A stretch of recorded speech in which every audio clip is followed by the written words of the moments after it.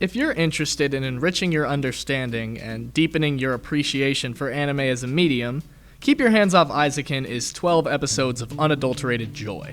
This 2020 series, directed by the illustrious Masaaki Yuuasa, is beautiful on all fronts. Sonically, visually, narratively, you name it.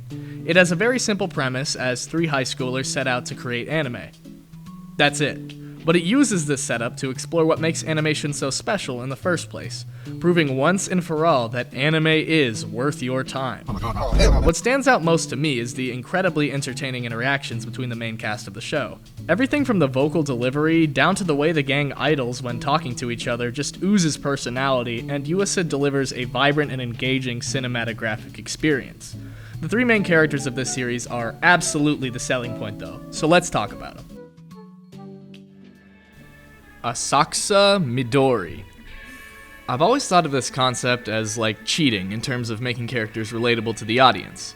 Asakusa is an aficionado of anime. Holding a passion for animation, it's very likely somebody watching an anime would share. I can certainly relate to her obsession with the craft as a guru myself, but there are levels to this shit. A mere guru dwarfed in the towering presence of a true aficionado. The depth of her appreciation is immediately put on display as she spends most of the first episode yapping about the appeal of anime, mentioning things about the visual presentation that somebody like myself wouldn't even have noticed if not given time to sit and think deeply about a scene. I personally come from a little bit more of a literary background as opposed to artistic, so this anime and Asakusa as a character immediately endeared themselves to me by enriching my ability to analyze the medium. It's been commented on that this series is something of a love letter to anime and animation, but it's also a love letter to creativity and collaboration, as our unlike characters must work together to create something beautiful and cohesive. The push and pull of the collaborative creative process frames Asakusa's idyllic passion for anime in a realistic setting, in which she must learn to most effectively communicate her ideas. This ends up coming into conflict with one of her most pronounced character traits though. She is terrible at talking to others. A great sense of not only social anxiety, but general anxiety permeates Asakusa's character. Hiding out in a camo hat and bringing a backpack everywhere full of emergency tools and superstitious devices for worst-case scenarios, it is that same piece of psychology that allows her to get so immersed in the creation of her worlds, going down to the finest detail of practicality 99% of people wouldn't even imagine, which paralyzes her from being able to move forward into the real world, and even sometimes her own given time constraints. She needs to nail down every idea perfectly, creating an endlessly immersive world which literally pulls the viewer in each time she enters an especially creative headspace, which happens a lot. This, of course, also makes her seem very spacey at times, and she doesn't always have an infinite attention span to say the very least. These hurdles ground her as a character whilst never taking away from the inspirational spectacle of her creative gifts. She's also very goofy and kinda looks like a frog.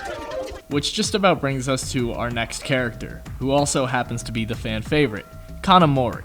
If Asakusa is a creative genius, Kanamori is just a genius. The brains and the practicality of the operation, Kanamori is legitimately pragmatic to a ruthless degree, being so rigid and calculating as to literally speak through her teeth all the time. She's had an immense knack and fascination for making money since a child, and genuinely seems to harbor a sort of love for it. A love she ostensibly does not share with humans, largely electing not to have any friends, and frequently blackmailing others to reach her own ends. She has absolutely zero qualms with coming off as the bad guy, and displays ingenious plots of manipulation that are downright awesome to watch unfold.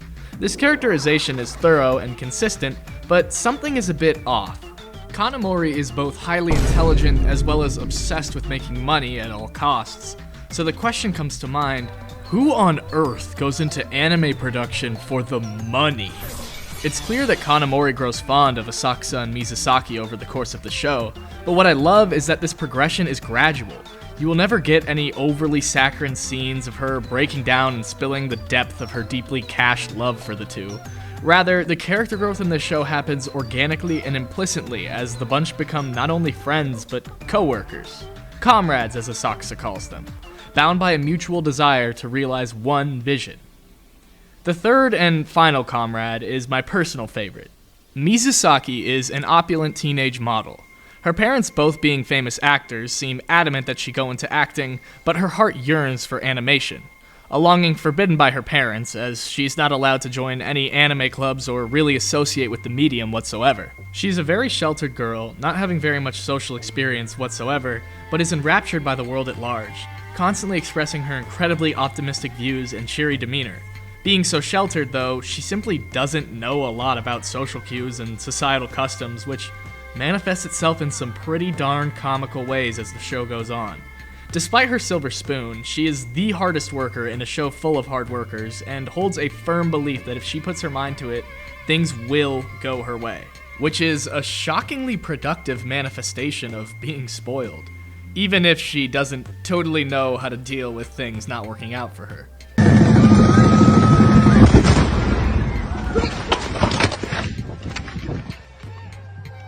Her energy matches Asakusa's, and they bounce off each other so much they end up in a different universe half the time, so Kanamori usually has to step in to ground them. And if you want to fall in love with a character, just please watch episode 7 of this show. Chills. Chills, man. What made me really fall in love with Mizusaki, though, was something she said just one episode later. To me, living simply means making one of these after another, and there's nothing I can do about that. This is said in an upbeat tone. It's not some depressing reality, it's a demonstration of her sense of purpose, and that's beautiful in my eyes. This show is full of great moments in general, but especially great quotes. I think my favorite comes from the aficionado herself, a quote that hits way too hard out of nowhere and really frames what makes the show so special to me. Skibidi toilet has taught me the true meaning of sacrifice.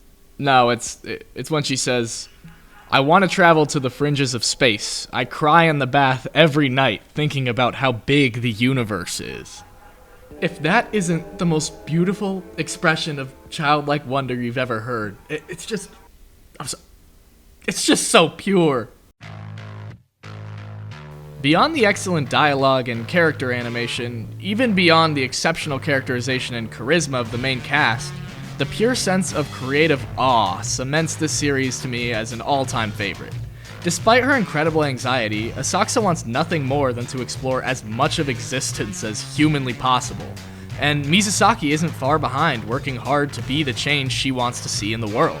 This show is able to communicate a profound sense of majesty when showing how these two see the world around them, and this outlook reminds me that art is supposed to be a special thing. It doesn't have to be a desperate clawing at some immense pain just outside of your mind's reach. You know, when I personally started watching this series, I was very sad. Psych! When I look back at my experience with this show and my favorite and most emotional moments, the ones that stick out to me are never of heartache or loss, but rather those of passion and realistic progress. I mentioned Mizusaki's backstory as being one of my favorite moments in the series, for example. Typically, when a character is given a backstory in anime, it is to emotionally communicate the trauma which frames their ideology and life's direction. This backstory, though, as well as Asakusa's, are just beautiful. There aren't really any tragic elements to them, and they're still able to sell me on the emotional core of these characters. This is a series about passion and love, and the characterization on every level legitimately sells me on this love for the medium.